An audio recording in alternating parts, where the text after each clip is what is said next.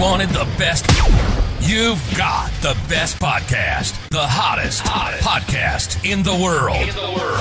The Chris Voss Show, the preeminent podcast with guests so smart you may experience serious brain bleed. The CEOs, authors, thought leaders, visionaries, and motivators.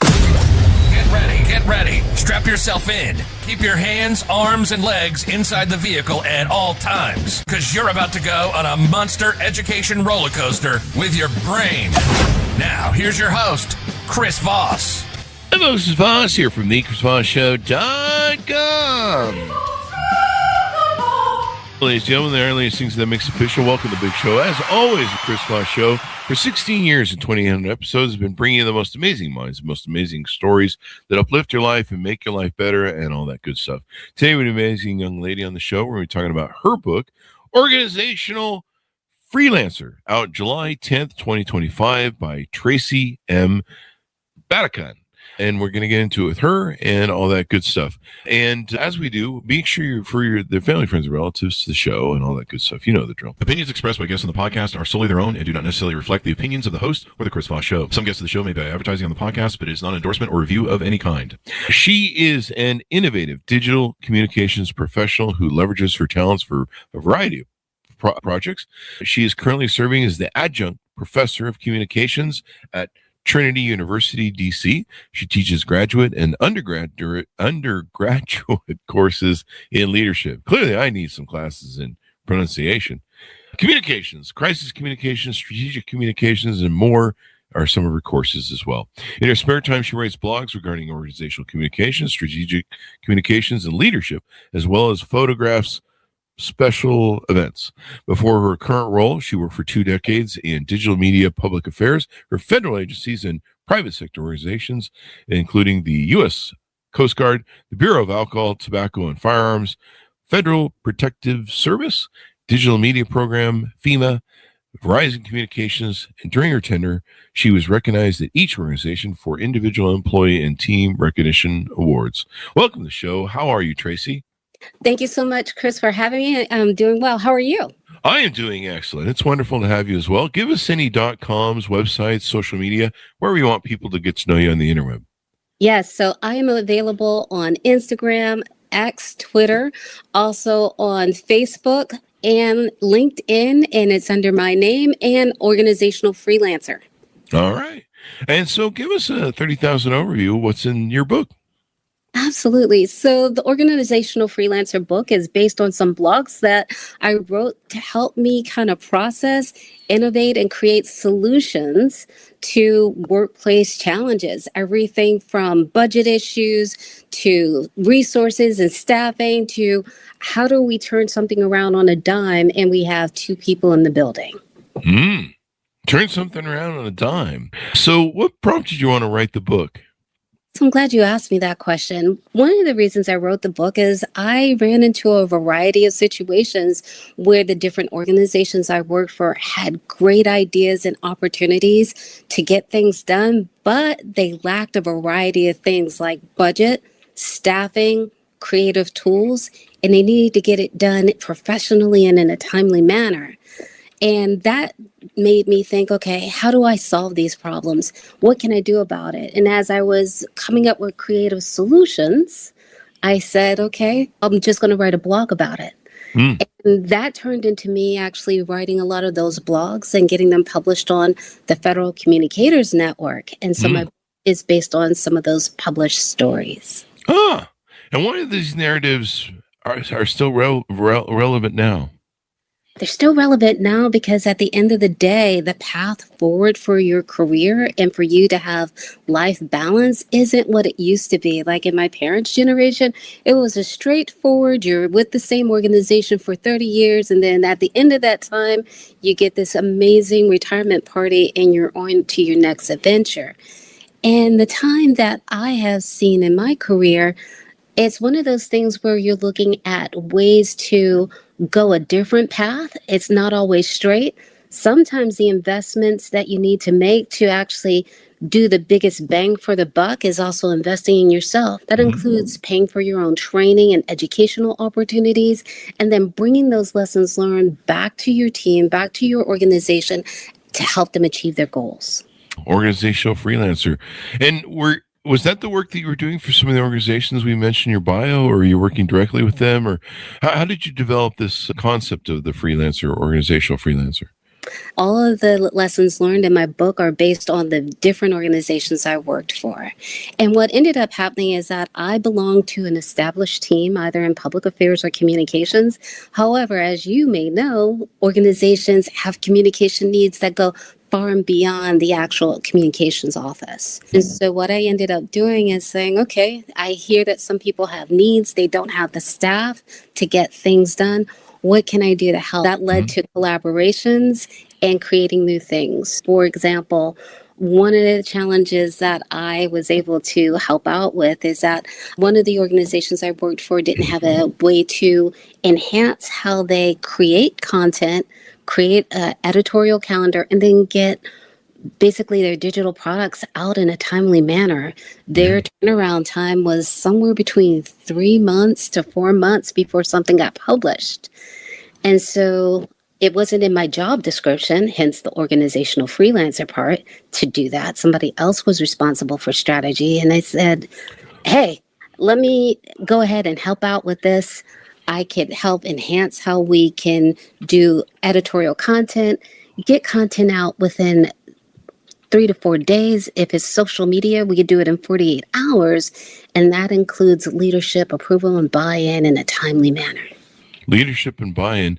Now, you talk about leadership and stuff like that. Do you espouse some of those principles in the book? Absolutely. And one of the things that I talk about in the book is that sometimes people believe that the only way you can be a leader is it's in your title. Your title should be this long, and that means you're the leader. You can lead from the middle. You can lead from the desk that's at the furthest part of the office. The goal is to make sure that you have ideas that help uplift everyone, but then also at the same time, leaders know that they have to, and I'm using a quote from one of my favorite mentors and former instructors, Phil Politano, check your ego at the door.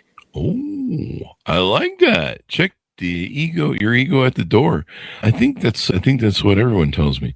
So ego is not probably the best thing to have if you're a leader, because why? Let's expand on that a little bit.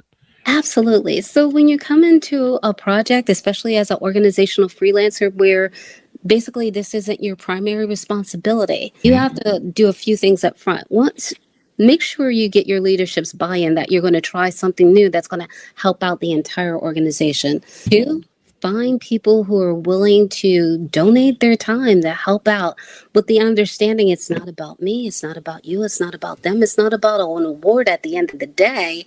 It's about how we can help the entire organization and the people rise. So leaving the ego out the door means that it's about the greater good, you, and you can still be effective. Yeah. It's, if people want to see more, I think what we now call servant leadership, I think in a lot of organizations. Absolutely. And servant leaders are a unique quality. There are some people who will think, and I also teach leadership for graduate and undergraduate students, and they'll ask me all the time, how do I become a servant leader? What do I need to do? Is there a book I need to buy? Is there, a class I need to take? And I said, the very fact that you're asking means that you're not thinking about the end game, focusing on how you'll get recognized. You're always thinking about what you could do to make the greater good in a better place. And that takes time. It takes resources. It takes commitment and focus. And at the same time, you're doing all this hard work, have a little fun along the way. The people who are going to follow you will do whatever they can to help you and have a good time, and then come back to help you again on other projects. Yes, definitely. The with leadership, it's an interesting thing that's going on right now, and it seems like we're really kind of transposing to that leadership of servant leadership, where people are focused on making the world better. Without poor leaders, when you have poor leadership in an organization, people leave. I mean, that's the number one reason people leave an organization, is because they don't have leadership. And what do you hope people gain from the book? Do you have people that maybe AI is kind of coming down the pike? There's lots of job losses maybe coming. It seems like the future is going to be that everyone's going to be their own brand and everyone's going to sell their own products and basically be an organizational freelancer in a way, using AI prompts and different things. How do you see AI impacting leadership and stuff coming up? So AI has its pros and its cons. That we can all agree to. And it's just like when, for example, the internet was first created, people are like, oh my gosh, DARPANet is now the internet. What's going to happen? And people have the same feelings about social media. One of the things that I always find is important, and I talk about this in my book, is take a risk. Leaders, the best leaders, take risks. And they understand that while there's a goal to be achieved, at the same time, knowing and understanding all new technologies will help them get to where they need to be with achieving goals. Ah, there you go. Let's see here. Now, what is your writing process that you use with the book? And I think I asked you two questions on that earlier. What do you hope people get from the book as they read it? So one of the things I hope that people get from the book is that they are basically in control of what happens next.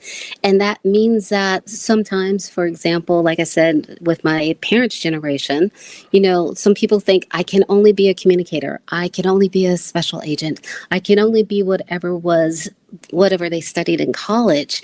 And I always say, don't be a one-hit wonder. There are other skill sets that you bring to the table that you should explore and see if that's the next path in your career, as opposed to you can only fit into this one little circle because you studied something somewhere. Yeah, definitely. What is there anything next you're working on? Any future books that are coming out? Yes, so I'm working on the next edition of the Organizational Freelancer, and it talks about basically looking at things more from a hard and fast leadership perspective, but then also thinking about exit strategies, because sometimes you got to get prepared to move on, and not everybody does. And then also investing in yourself. Sometimes we spend so many hours focused on getting work done, we don't remember to keep up on our skill sets. And you have to remember investing in your own skills. Sometimes if you have days off, while resting is good, also think about what other skills you can learn, taking a few classes online, getting certified, and then moving forward. So a good example of that is a few years ago, I worked for ATF and they needed some help with their digital marketing. And I did a pitch letter saying, hey, I understand that, this university offers a digital marketing certificate program for graduate level. This is how much it'll cost. And this is how I could turn those skill sets and that training into something to help with some of the campaigns that they were working on at the time. I'll be honest with you, the first pitch, I got a no. Oh, wow. Yeah. And that's okay, because sometimes it's about timing, sometimes it's about budget, sometimes it's about things that are outside of your control. So a few months later, I looked at my pitch letter, tweaked it, sent it back to leadership, and my leadership agreed and paid for it in full. Wow. And I completed the course on time, actually a few days early, with a perfect grade. Nice. And when I say finding ways to invest in yourself, there are going to be those opportunities where your job will be able to cover it through their budget. And then also when they can't, you could also do the same. I have a master's degree in communications. And when I worked at Verizon, I did a similar thing. I reached out to my manager. I said, hey, I need to get a master's degree in communications. And this is how I get help with our branding and everything. And they agreed and paid for my master's degree in full. Wow. Geez, what a deal. That's pretty smart. You mentioned the one thing that I always find a wonderment when you do talk to people about leadership. You mentioned a bit back about how they will always, they'll say, I don't have a management title. I'm just a parent. I'm just a somewhere in the middle of middle management. I'm not the CEO. So therefore I'm not a leader. And, everyone's a leader. I mean, you can be a leader. You can be the guy who talks in the elevator. You can be the parent. Parents are leaders. I mean, I hope they're leaders, because if they're not, the teenagers will lead. Exactly. Or the spoiled kids. I think I've seen enough of that. What was that one show with the spoiled kids and the nanny would have to come in and train her. But yeah, it's basically like that. And yeah, and exhibiting leadership, correct me if I'm wrong, but to my experience, exhibiting leadership skills, even though you're not maybe officially the manager or the leader, that's got me, when I was young working for other people, I got promoted over 18, I got promoted over 3 or 4 levels of management because people would see my leadership skills. Pissed a lot of people off, but I exhibited better leadership skills than the rest of the staff and some of the managers, and professionalism. And, that usually happened to me. People would be like, this dude, he leads. And, when it exudes from you like that, you tend to get noticed. Would you agree? Absolutely. And part of that is people have to maybe rethink what leadership means. Again, sometimes people think, oh, it's the title or maybe it's the salary. But if you are a great communicator, if you're excellent with your writing, as well as collaborating with people across organizations, both internal and external, and you're creative at problem solving and great organizational skills, that are the examples of leadership. And people just need to right size their mindset on that.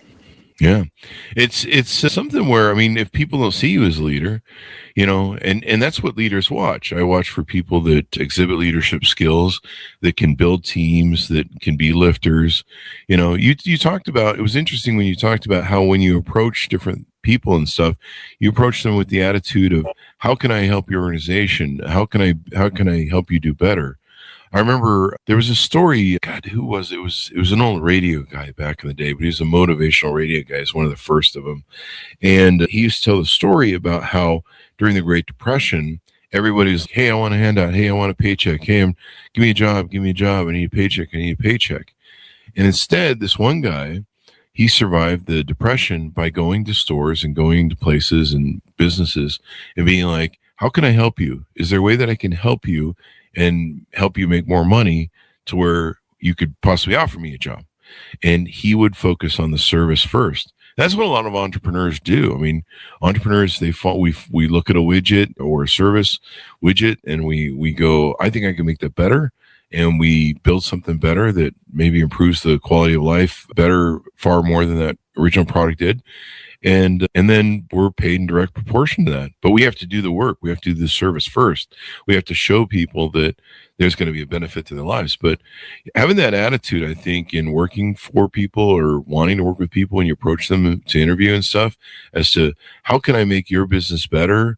And my focus is on doing that, because I know if I do that, then usually, most times, not all times, you'll get paid usually in direct proportion to the service you give. And too many people just have this attitude, I just want a check, I just want a job. And that's a great thing that you brought up, because it can't always be about the money. Yeah. Sometimes it's like, how can I help you? What do you really need? I had this old thing that I used to say at one of my jobs, because every time I found a situation where I could help someone, they're like, okay, great, it's yours, fix it. And I was like, okay, I named it, I claimed it. And that's okay. You name it, you claim it, you create solutions, but then at the same time, you're taking ownership of your leadership, but then you're also benefiting the organization. At the same time, you're expanding your network as well as your skills. Yeah. And sometimes, and I have to say this, there are sometimes, and it happens to everybody, you're like, okay, I've been in this job for a few years. I'm just going to relax. I'm going to not be as proactive in doing all that I possibly can. But when you name it and you claim it, and then you expand your network to help solve solutions creatively, there are things that you're enhancing your own skills, and you're becoming a better person at the same time. Yep. And why do so many talented employees feel boxed in by their job descriptions, do you think, where they don't think they're leaders? Is it laziness or apathy or they don't feel empowered maybe?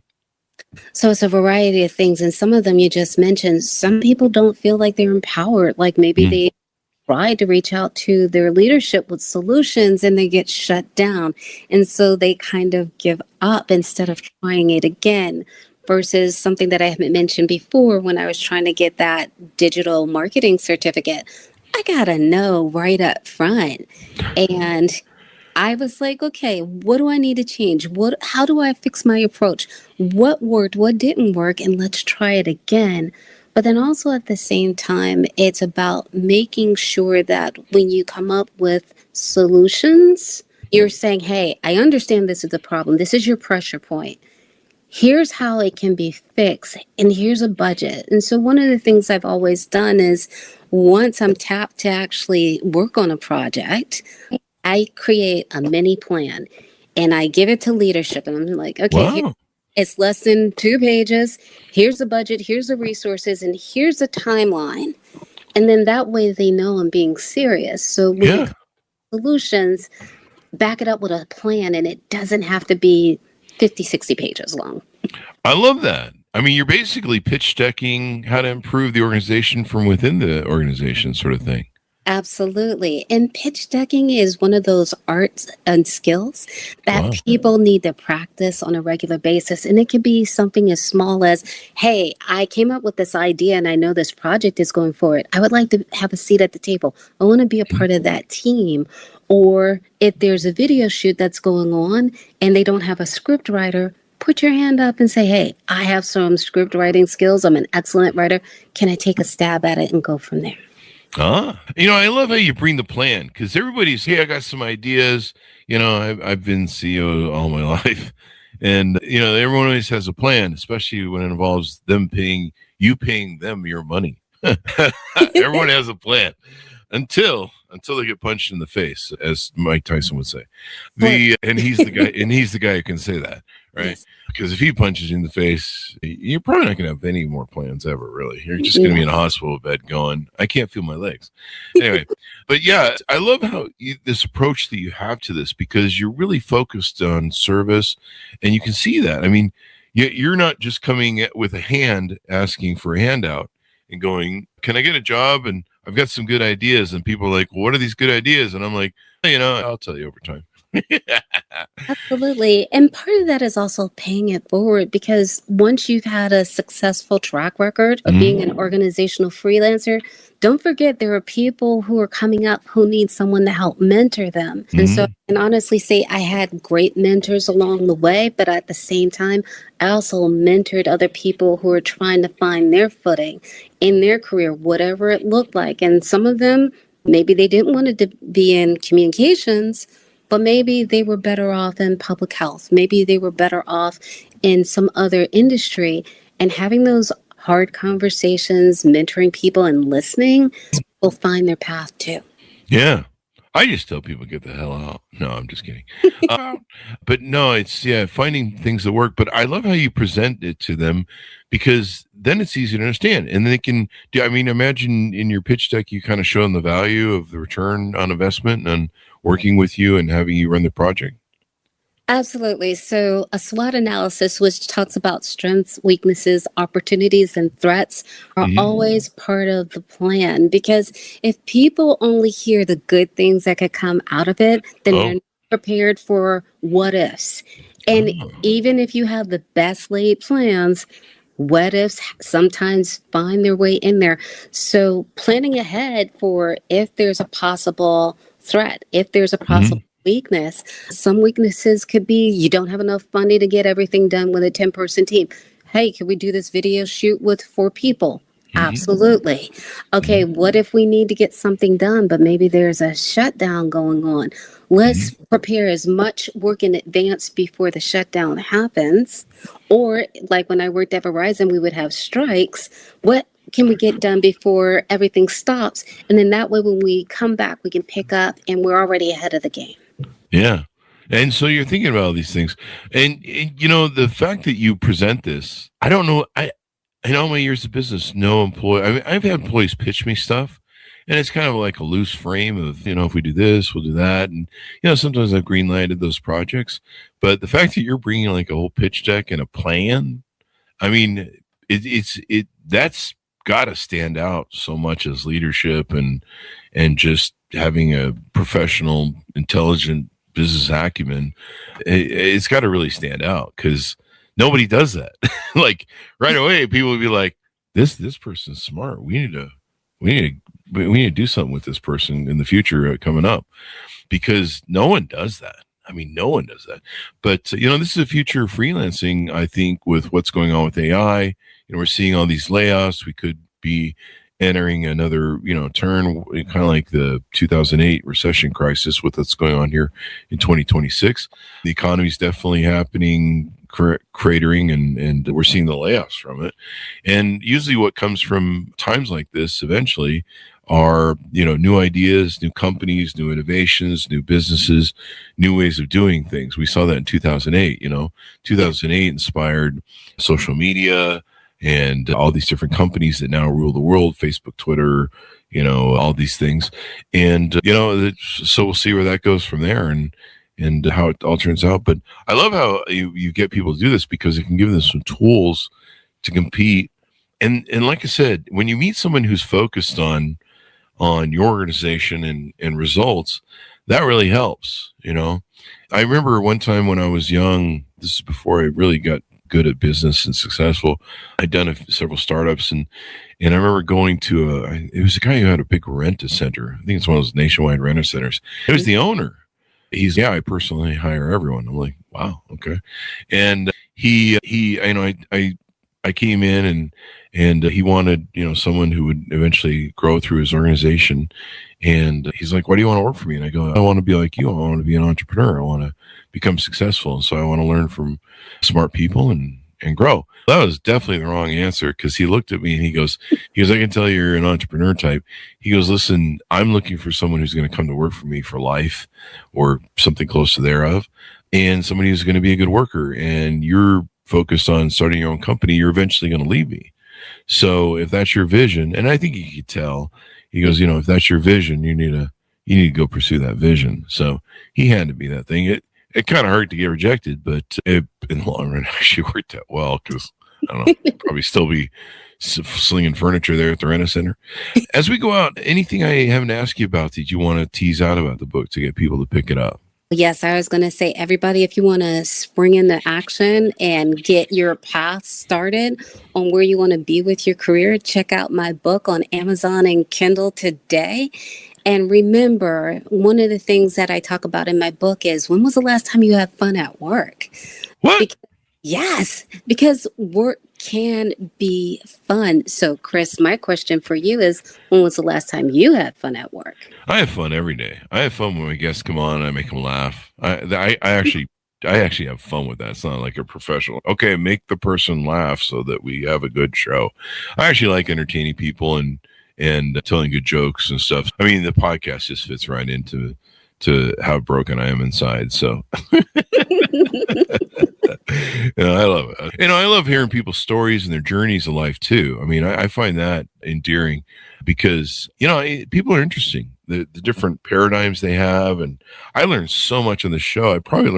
I always joke, I probably learn more on the show than even my audience does, because I get to sit front seat and I get to ask the questions that I want to take and ask. But no, I find people fun. So for me, I think the funnest part of my day is when we go live on air and I get to talk to someone and hopefully I write some good jokes and all that good stuff. And see, that's how you have fun at work. And you also make sure, I think you had mentioned before, how do you prevent getting stuck? You prevent getting stuck by looking at things and also trying not to take things so seriously while you get things done. Yeah. Don't take it too serious. I mean, and then the big life of things, it's not going to matter. But, pace yourself, have a good time. So as we go out, give people a final pitch out to pick up your book and all that good stuff. Yes, so check out Organizational Freelancer on Amazon and Kindle. And remember, you have the ability to choose your path, and it's okay if there's curves. You have the ability to change the path, and it's okay if there's curves. I like that saying because I have a lot of curves. I ate a lot of Big Macs and Mountain Dew. Don't do that, folks. It's been delightful to have you on and go through this with you, Tracey. Thank you very much for coming on. We certainly appreciate it. Do we have your .coms as we go out? Let's hit that one more time, I guess. Yes, so Organizational Freelancer and Tracey.com. I'm on LinkedIn X, Twitter, Instagram, and Facebook. And Chris, thank you so much. This has been fabulous. Thank you. Thank you for coming. We've really enjoyed it. And hopefully you give some tools to people. You know, I feel for people that are getting laid off. Maybe they can find a way to freelance and start their own little companies. I think that's kind of the way we're going with AI. AI is going to take a lot of tasks. And I think we're just going to sell and service each other with coaching and consulting and sharing what we know, our knowledge base. And then hopefully we all survive. I don't know, whatever's going on these days in 2026. It's still early days, so there's still time, whatever that means. Anyway, thanks.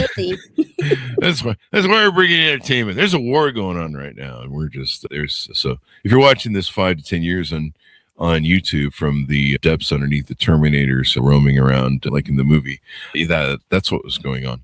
Anyway, guys, order up her book, Organizational Freelancer, July 10th, 2025, and all that good stuff. Go to goodreads.com/Chris Voss, LinkedIn.com/Chris Voss, Chris Voss 1 at the TikTokity and all those crazy places in it. Be good to each other. Stay safe. We'll see you next time.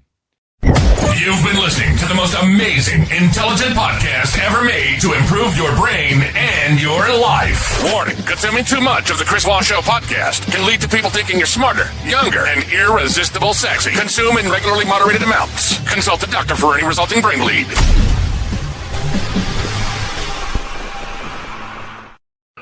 All right, Tracy.